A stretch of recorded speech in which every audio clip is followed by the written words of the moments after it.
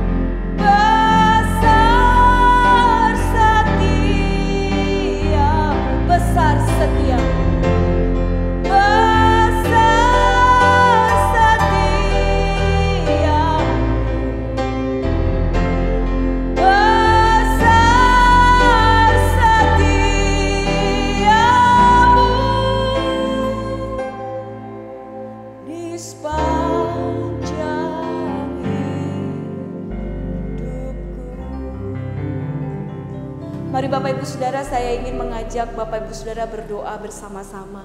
Mari kita bersyukur untuk pemeliharaan Tuhan di dalam hidup kita. Bersyukur Tuhan masih menjaga keluarga kita. Bersyukur Tuhan masih mencukupkan segala kebutuhan kita. Mari, itu pokok doa yang pertama, kita bersyukur untuk segala pertolongan dan penyertaan Tuhan dalam hidup kita. Yang kedua, mari kita terus berdoa untuk Indonesia. Secara khusus kita berdoa untuk Tasikmalaya. Kita tahu bahwa pandemi semakin hari bukan semakin membaik, tapi semakin memburuk. Karena itu mari bersama-sama kita berdoa supaya Tuhan menolong Indonesia, menolong Tasikmalaya supaya bebas dari pandemi ini.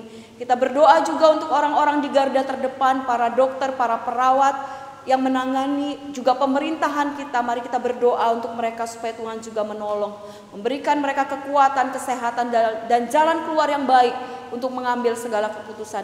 Yang terakhir, mari kita sama-sama berdoa untuk saudara-saudara kita yang kita tahu sedang dalam kelemahan tubuh. Mari kita berdoa secara khusus untuk Pendeta Emeritus Ruth Ang yang saat ini terbaring sakit. Kita berdoa juga mungkin untuk II Seli, II Yeva yang juga dalam keadaan sakit. Dan mungkin yang saudara tahu jemaat-jemaat Tuhan yang sedang dalam keadaan sakit. Mari bersama-sama kita berdoa, buka suara untuk mereka. Mari Bapak Ibu Saudara kita berdoa ketiga pokok doa tadi. Kita tunduk kepala, kita tutup mata, kita berdoa. Bapa di dalam surga, kami bersyukur untuk segala kasih-Mu, segala pemeliharaan-Mu, segala anugerah-Mu dalam kehidupan kami. Terima kasih Engkau menjaga kami, menjaga keluarga kami. Engkau masih memberikan kami kesehatan, kekuatan, dan sukacita melewati hari-hari yang tidak baik ini. Tapi kami percaya Tuhan bahwa Engkau sendiri menolong kami dan menopang kami. Engkau mencukupkan segala yang kami butuhkan. Bahkan Engkau memelihara hidup kami. Terima kasih ya Tuhan. Kami juga terus berdoa untuk pemimpin bangsa kami, supaya Tuhan juga menolong mereka, memberkati mereka di tengah-tengah gejolak yang sedang terjadi di Indonesia dan secara khusus di Tasikmalaya. Kami berdoa ya Tuhan, kami memohon pertolongan Tuhan secara khusus untuk pandemi yang saat ini sedang merajalela. Kami memohon Tuhan, Engkau menolong, biarlah Indonesia, bahkan Tasikmalaya bisa segera sembuh dari pandemi ini.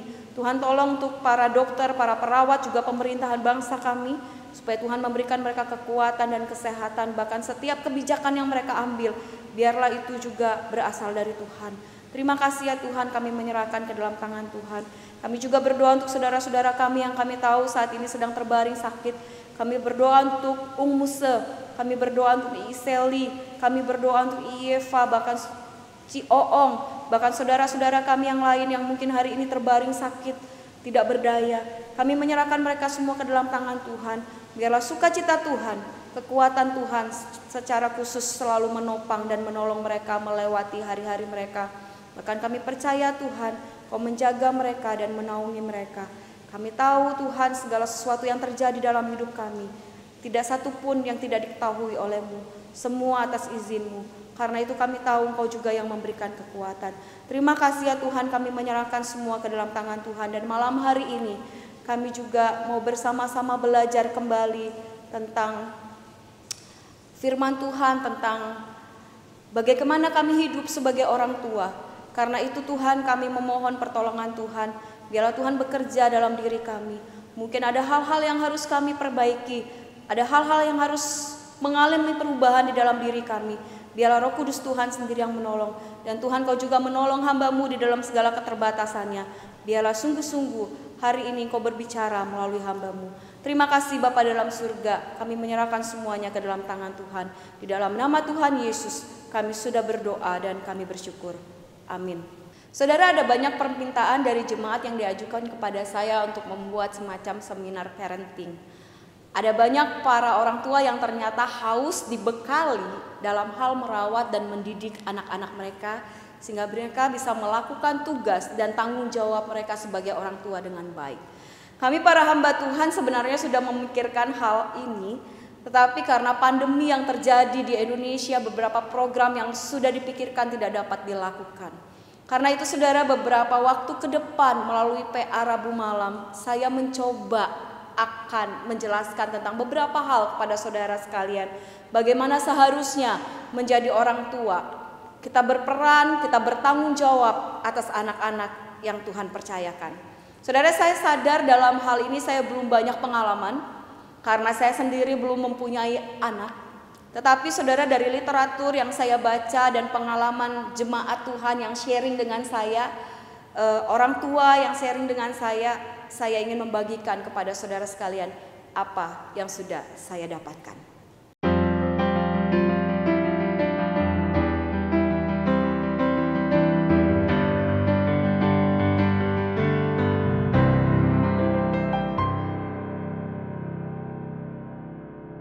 Saudara, tidak bisa dipungkiri waktu-waktu ini seringkali kita menjumpai kebingungan dan perasaan frustasi ketika mendidik anak-anak. Salah satunya penyebab kebingungan dan perasaan frustasi itu dikarenakan karena perubahan dalam pola hubungan antar keluarga. Kalau kita perhatikan saudara, beberapa tahun silam, mungkin waktu kita masih kecil-kecil, waktu kita belum jadi orang tua, mungkin sebagian kita dibesarkan dalam keluarga luas. Apa maksudnya keluarga luas? Keluarga luas itu adalah satu tempat tinggal yang bisa didiami oleh opa oma, oleh papi mami, oleh anak-anak, bahkan bisa juga ada om, tante, dan para sepupu, saudara sepupu di dalamnya. Ada untungnya dari keadaan ini, yaitu perhatian dan hubungan sosial yang diperoleh anak-anak biasanya relatif lebih banyak dibandingkan dengan anak-anak di zaman sekarang. Kalau sekarang kebanyakan keluarga hidupnya sudah terpisah dari keluarga inti. Jadi yang ada hanya keluarga inti saja. Ada papi, ada mami, dan ada anak-anak. Bila dalam keluarga luas merawat dan mendidik anak-anak mendapatkan banyak dukungan dan perhatian dari keluarga yang lain, tidak demikian dengan halnya dengan keluarga inti. Dalam keluarga inti, orang tua, papi, mami memperoleh bagian tugas merawat dan mendidik anak-anak jauh lebih berat daripada orang tua beberapa tahun yang silam. Dan hal ini saudara mengakibatkan banyak hal sederhana. Contohnya begini, seperti bercerita kepada anak sulit dilakukan oleh papi dan mami di zaman sekarang. Kenapa? Karena papi, mami terlalu lelah. Tenaga kita terkuras habis untuk rutinitas pekerjaan yang sepertinya nggak ada habis-habisnya. Ada lagi, pulang dari toko, pulang dari kerja, ada lagi pekerjaan rumah tangga yang harus dikerjakan. Gak ada habis-habisnya. Padahal saudara, waktu-waktu itu sangat penting untuk anak-anak kita. Waktu-waktu kita ngobrol dengan mereka, waktu-waktu kita bercerita dengan mereka, itu adalah hal yang penting dalam kehidupan anak-anak kita. Saudara, perubahan yang lain yang bisa muncul, yang bisa memunculkan rasa kebingungan dan frustasi adalah dunia kerja yang menuntut waktu lebih banyak. Karena itu tidak heran kalau kita melihat ada banyak ayah, ada banyak papi yang hanya pulang untuk tidur dan jarang bertatap muka dengan anak-anaknya. Karena waktu dia pulang, hari sudah malam, anak-anak sudah tidur. Sehingga tugas mendidik dan merawat anak seringkali dibebankan kepada ibu, kepada istri, kepada mami. Bahkan saudara, pandangan tentang para ibulah yang harusnya bertugas mendidik dan merawat anak ini tumbuh subur di kalangan masyarakat hari-hari ini. Hal ini merupakan ancaman yang cukup serius bila segala tugas yang menyangkut anak termasuk masalah akademik dan perilaku adalah urusan dan tanggung jawab ibu. Dampaknya apa bila semua dibebankan kepada ibu? Bila ada masalah saudara dengan si anak, yang akan disalahkan adalah ibu. Sering dengar ya saudara bercandaan para orang tua, kalau anaknya pintar itu anaknya papi, kalau anaknya nakal itu anaknya mami. Sering mendengar begitu saudara? Saya sering mendengar hal itu. Padahal saudara, di dalam hal merawat dan mendidik anak merupakan tugas kedua belah pihak, bukan satu pihak. Tetapi sayangnya banyak pria menuntut istrilah yang bertanggung jawab merawat dan mendidik anak-anak, sedangkan tugas suami mencari nafkah dan mencukupkan kebutuhan keluarganya. Tapi tahukah saudara, kalau konsep semacam ini kita anut, maka hal ini akan membuat peran ayah dalam kehidupan anaknya menjadi tidak jelas. Dan ada dampak yang cukup serius dalam diri anak bila ayah tidak hadir dan berperan dalam mengasuh, merawat, dan mendidik mereka. Apa dampak buruk bagi anak-anak kita bila seorang ayah tidak berperan dan menjalankan tugas keayahannya? Yang pertama saudara, dampak terhadap identitas dan peran seksual anak. Dampak terhadap identitas dan peran seksual anak. Absennya ayah dalam kehidupan anak akan membawa berbagai dampak yang cukup berarti bagi perkembangan seksual maupun identitas anak. Pada anak laki-laki, hubungan yang sangat dekat dengan ibu yang dikombinasikan dengan hubungan yang renggang dengan ayah akan menyebabkan terjadinya gangguan identitas gender. Kurangnya model kepriaan akan membuat identifikasi anak laki-laki lebih kuat kepada figur kewanitaan. Makanya sering kita jumpai saudara, ada laki-laki akhirnya menjadi kewanita-wanitaan. Salah satu faktornya disebabkan karena kurangnya peran ayah dalam pertumbuhan mereka. Anak yang menderita transseksualisme atau seseorang yang memiliki identitas tidak sesuai dengan jenis kelamin mereka biasanya disebabkan karena mereka memiliki ayah yang menolak dan kurang peduli secara emosional, sedangkan ibu yang sangat memperhatikan, terlalu terlibat dan terlalu melindungi anaknya. Sedangkan dalam perilaku seksual, absennya ayah akan cenderung membuat anak laki-laki mencari laki-laki lain sebagai pasangan seksual mereka. Mengerikan ya saudara. Lalu bagaimana dengan anak perempuan? Bagi anak perempuan, absennya ayah dalam memenuhi kebutuhan kasih sayang dan penegasan dari pria akan keberadaan mereka akan membuat mereka cenderung memberikan atau melemparkan dirinya pada laki-laki yang dia rasa bisa memenuhi kebutuhan mereka. Selain itu, anak perempuan mungkin akan melakukan aktivitas seksual dengan banyak pasangan. Absennya ayah atau ketidakkepedulian ayah terhadap anak perempuan dapat membawa akibat buruk bahkan sangat serius dibanding dengan perceraian. Sebuah survei saudara menunjukkan bahwa sebagian besar wanita tunasusila, pelaku kriminal wanita, bahkan lesbian berasal dari keluarga tanpa kehadiran dan kasih sayang seorang ayah. Sangat mengerikan ya saudara. Dampak absennya ayah dalam kehidupan seorang anak. Karena itu jangan sampai para ayah, para papi absen dalam kehidupan anak-anaknya. Kalau sempat absen, segeralah berubah. Hadirlah dalam tumbuh kembang mereka. Sehingga mereka menjadi orang-orang dewasa yang baik. Saudara, dampak yang kedua. Dampak buruk dari tidak berperannya seorang ayah dalam merawat dan mendidik anak-anaknya adalah munculnya gangguan psikologis pada anak di masa dewasa. Penelitian menunjukkan bahwa absennya peran ayah membuat anak menderita banyak kemurungan di kemudian hari. Selain itu, anak yang mengalami ketidakhadiran ayah di dalam hidupnya seringkali terlibat dalam 7 masalah utama. 7 masalah utama itu apa aja? Yang pertama saudara, identitas yang tidak lengkap. Yang kedua, ketakutan yang tidak teratasi. Yang ketiga, kemarahan yang tidak terkendali. Yang keempat, depresi. Lalu timbulnya perasaan-perasaan kesepian di dalam diri mereka. Kesalahpahaman seksual. Dan terakhir, kegagalan dalam keterampilan memecahkan masalah.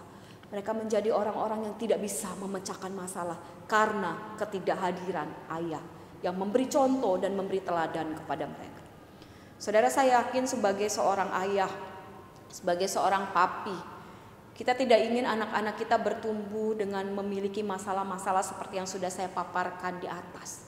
Pastinya sebagai seorang ayah yang baik, yang mengasihi anak-anaknya, kita mau mereka bertumbuh normal dan baik.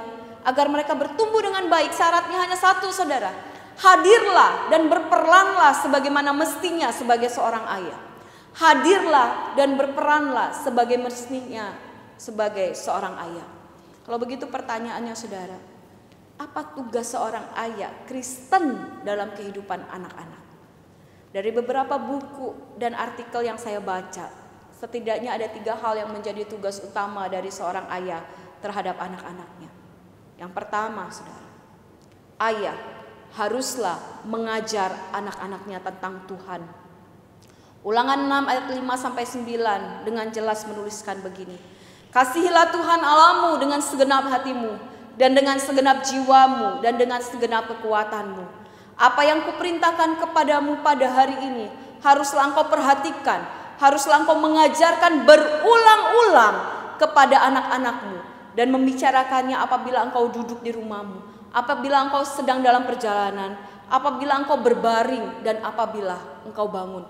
Haruslah juga engkau mengikatnya sebagai tanda pada tanganmu, dan haruslah itu menjadi lambang di dahimu, dan haruslah engkau menuliskannya pada tiang pintu rumahmu dan pada pintu gerbangmu. Saudara, di sini jelas Tuhan memberikan perintah kepada orang tua untuk membesarkan anak-anak dalam Tuhan, mengajarkan anak-anak tentang Tuhan.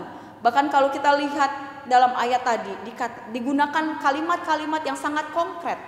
Pada waktu dia bangun, pada waktu dia tidur, atau waktu engkau berjalan, waktu engkau duduk, yang sebetulnya semuanya mengacu pada satu prinsip, yaitu terapkanlah dan ajarkanlah anak-anak tentang Tuhan.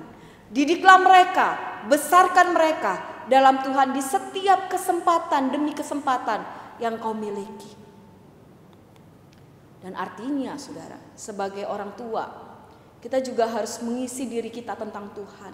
Kita juga harus belajar firman Tuhan. Lewat apa? Lewat PA-PA yang diadakan, lewat ibadah di hari Minggu, bahkan lewat perenungan firman Tuhan secara pribadi di dalam hidup kita, di dalam hari-hari kita. Kita tidak mungkin mengajarkan anak-anak kita kalau kita sendiri tidak belajar tentang firman. Karena itu para orang tua secara khusus untuk papi-papi, isilah dirimu setiap hari dengan firman Tuhan. Bukan dengan berita-berita gosip atau berita-berita yang tidak penting, tapi dengan firman Tuhan. Karena dari situlah kau bisa mengajar dan mendidik anakmu di dalam takut akan Tuhan. Lalu yang kedua, saudara, tugas utama dari seorang ayah. Ayah haruslah mengambil peran sebagai pimpinan dalam keluarga. Sebagai pemimpin di dalam keluarga, kita diharapkan bisa menyatukan keluarga untuk mencapai satu tujuan bersama. Kita harus menjadi orang yang bisa dipercaya oleh semua anggota keluarga dan menjadi teladan yang baik bagi mereka. Saudara, gak mungkin kita bilang ke anak kita, Ci, Dek, kamu harus rajin ke gereja ya. Jangan lupa baca Alkitab, jangan lupa berdoa. Kalau saudara sendiri tidak memberikan teladan itu. Saudara, anak-anak sekarang lebih kritis dan lebih pintar.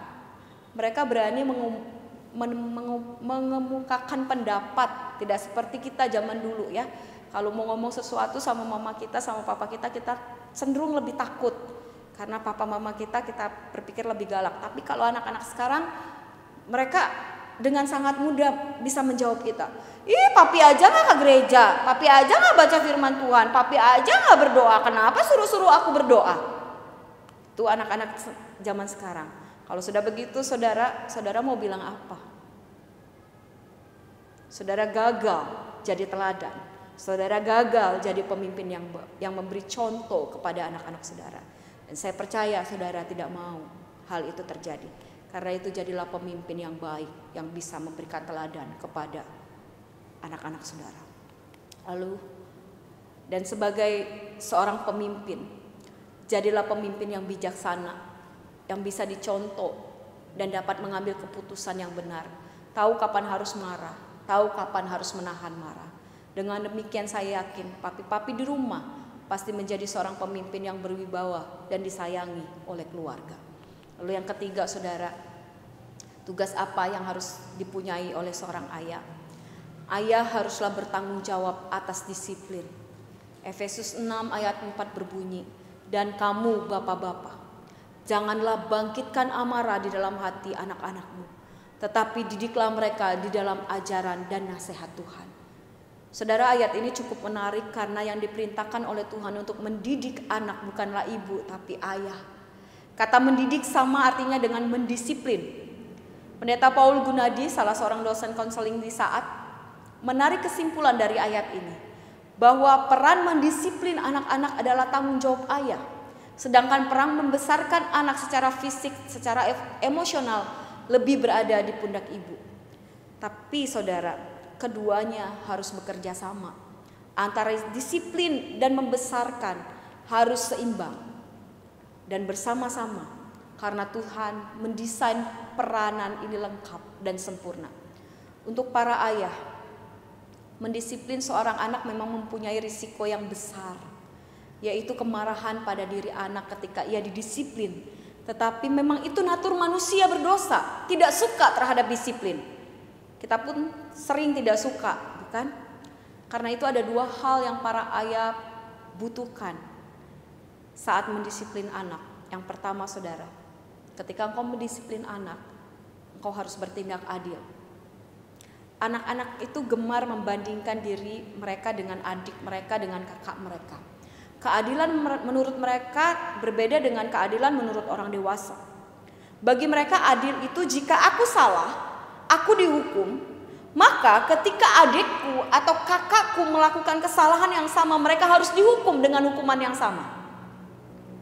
Itu adil menurut mereka. Saya ingat saudara, waktu saya masih kecil saya suka iri sama adik saya. Kalau adik saya itu dibelikan mama saya baju atau mainan, lalu saya nggak dibelikan, saya akan marah sekali. Saya akan bilang, mama nggak adil. Masa adik saya dibelikan saya enggak? Itu mama nggak adil sama sekali buat saya. Jadi adil menurut saya adalah ketika adik saya dibelikan mainan, dibelikan baju, saya juga dibelikan. Itu adil menurut seorang anak kecil. Dan waktu itu saya masih kecil, saya merasa itu adil, saudara.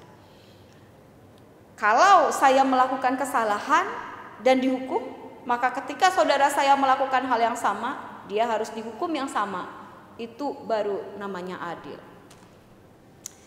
Jadi saudara harus bertindak adil ketika mendisiplin anak-anak saudara. Lalu yang kedua, ketika mendisiplin anak, yang perlu ada adalah anak harus melihat motivasi kita. Bahwa ketika kita mendisiplin dia, bukan karena kita sedang memuaskan hasrat marah kita kepada mereka.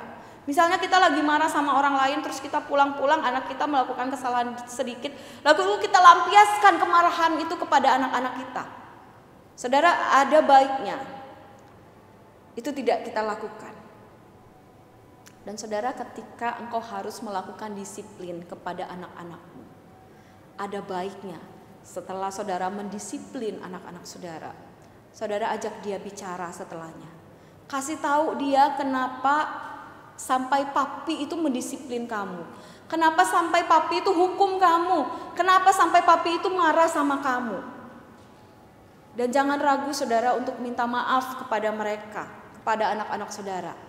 Peluklah ia dan katakan maaf. Semua papi lakukan, papi marah, papi hukum kamu. Karena papi sayang sama kamu. Saudara, pelukan dan kata maaf, juga kata sayang menjadi air yang sejuk bagi anak-anak kita. Percayalah, mereka akan tambah sayang kepada saudara. Karena mereka tahu alasan papi mendisiplin mereka. Karena papi sayang sama mereka. Karena ada alasan kenapa papi sampai mendisiplin mereka. Daripada saudara marah lalu saudara diamkan mereka, saudara gak mau ngomong sama mereka, itu akan menimbulkan sakit hati di dalam diri anak-anak saudara. Ingat saudara, dua hal yang harus ada ketika saudara mendisiplin anak-anak. Bertindaklah adil dan pakailah motivasi yang benar ketika saudara melakukannya. Dan satu lagi saudara, anak-anak cenderung bisa menerima disiplin kalau dia merasa dekat dengan orang yang mendisiplin dia. Karena itu cobalah, berusahalah untuk dekat dengan anak-anak saudara. Saudara, kalau kita membaca kisah Imam Eli di dalam 1 Samuel 2 ayat 11 sampai 36, kita bisa melihat dengan jelas bahwa Eli gagal dalam ketiga tanggung jawab yang utama seperti yang saya paparkan di atas. Ia gagal mengajarkan rasa takut akan Tuhan kepada anak-anaknya. Dia tidak mampu menegakkan disiplin dan kepemimpinan dalam keluarga. Tapi sebaliknya, ia justru takut kepada anak-anaknya melebihi rasa takutnya kepada Tuhan. Hal ini membangkitkan murka Allah atas dirinya. Jelaslah bahwa seorang ayah mempunyai tanggung jawab penuh untuk mendidik anak-anaknya, bahkan juga memimpin dan memberi arah bagi seluruh keluarga. Saudara, waktu saya menyiapkan bahan ini, saya mencoba membuat survei kecil-kecilan terhadap teman-teman remaja dan beberapa anak-anak yang ada di lingkungan GKI Sion. Saya berharap survei ini bisa membuat para papi bangga, sekaligus belajar untuk lebih memahami dan merawat anak-anak dengan baik. Siap ya papi-papi, saya mau kasih tahu apa aja yang saya survei.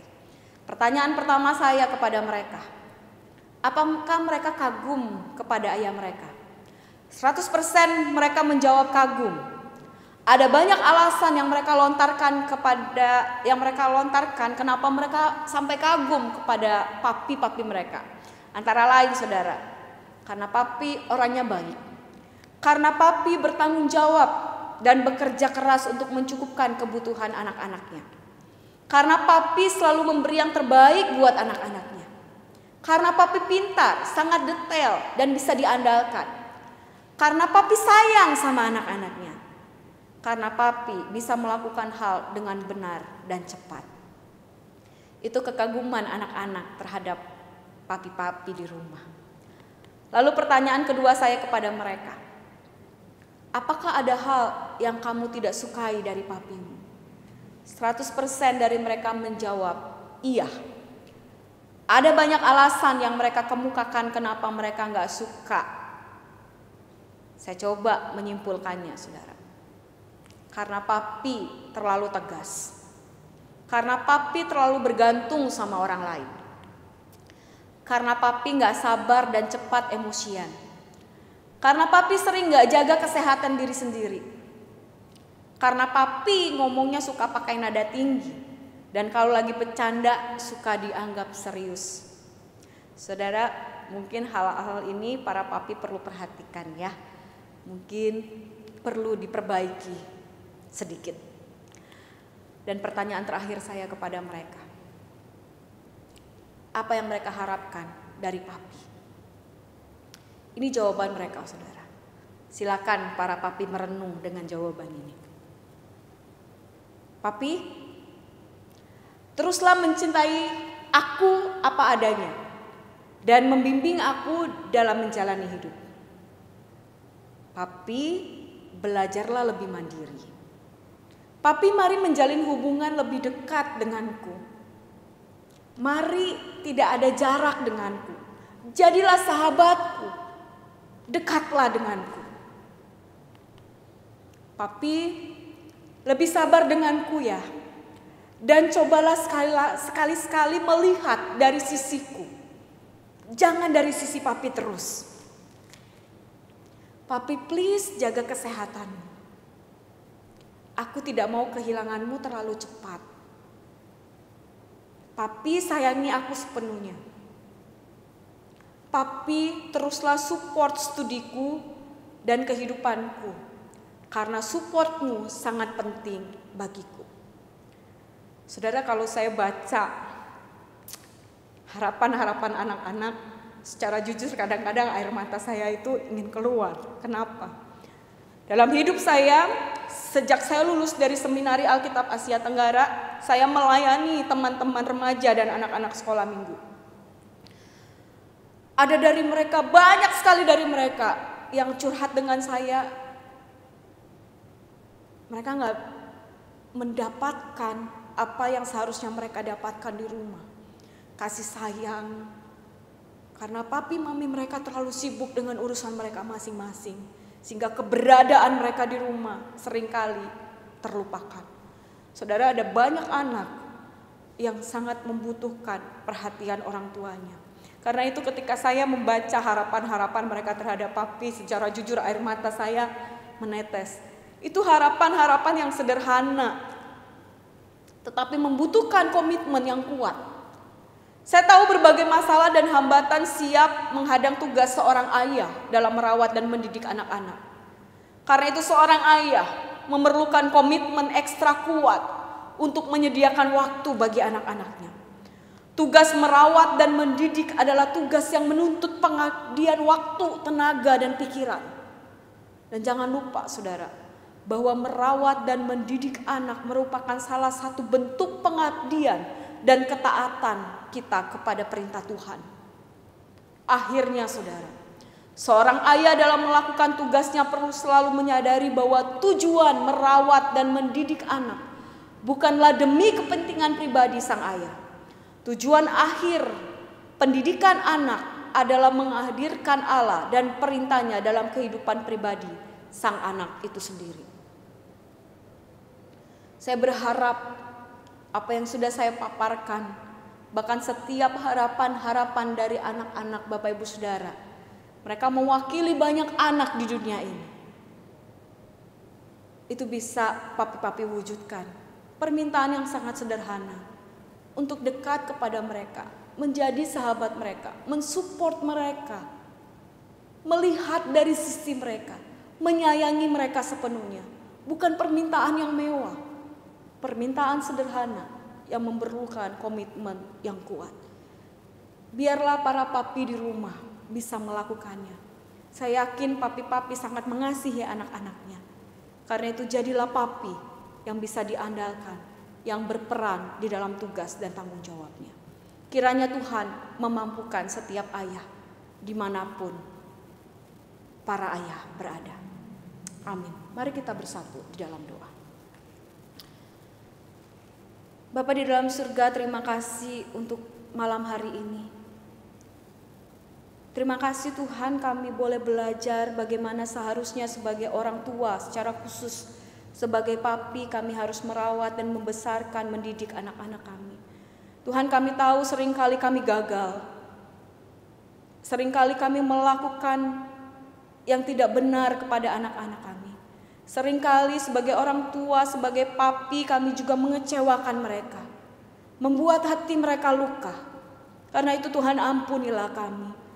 Dan Tuhan, biarlah Engkau sendiri yang membimbing kami, memberitahu kami, mengarahkan kami bagaimana seharusnya kami menjadi papi yang baik untuk mereka. Ampuni kami kalau banyak kali kami gagal. Tapi hari ini Tuhan, malam ini kami ingin kembali berkomitmen untuk melakukan apa yang Tuhan mau. Menjadi papi yang baik bagi mereka. Menjadi papi yang mengajarkan tentang Tuhan bagi mereka. Menjadi seorang pemimpin, menjadi seorang pendisiplin yang baik bagi mereka. Karena kami ingin melihat anak-anak kami pun bertumbuh dengan baik, bertumbuh menjadi anak yang takut kepada Tuhan. Karena itu Tuhan, kami menyandarkan diri kami kepada Tuhan. Tolonglah kami yang sering kali gagal ini. Terima kasih untuk malam hari ini Tuhan. Terima kasih. Biarlah setiap apa yang sudah disampaikan boleh kami ingat dan kami boleh melakukannya di dalam kehidupan kami. Dalam nama Tuhan Yesus kami sudah berdoa dan kami bersyukur. Amin. Selamat malam Bapak Ibu Saudara sekalian. Tetap semangat, tetap jaga kesehatan. Tuhan Yesus memberkati.